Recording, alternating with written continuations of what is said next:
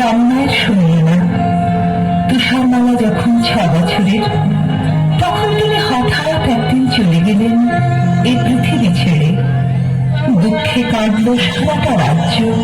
তুষারমালা সারাদিন একা একা থাকে আর মায়ের কথা ভাবে।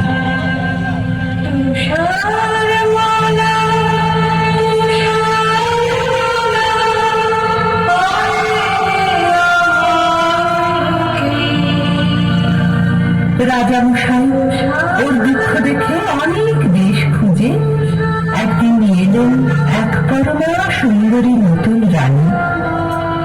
তুষারমালা ভারী খুশি। আমার নতুন মা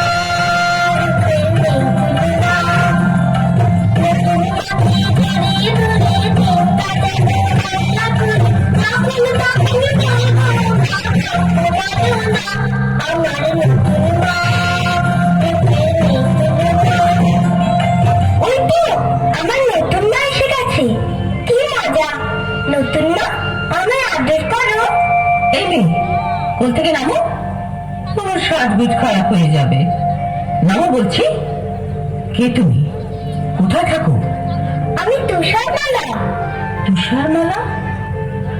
ও, তুমি সেই সুন্দরী তুষারমালা। চলো না মা, আমরা ফুল বাগানে খেলা করি। তোমার সাজগোজটা তো একটুও খারাপ হবে না। দেখবে চলো, আমি বাগানে কত ফুল ফুটিয়েছি। তোমার যেটা পছন্দ হবে সেটাই তোমায় তুলে দেবো। আমি এখন আমার হিরে আয়নার সঙ্গে কথা বলবো। খুব গোপন কথা, আমি ছাড়া কেউ শুনবে না। তুমি এখন যেখানে খুশি যেতে পারো। তাহলে আমি এখন ফুল বাগানে যাই।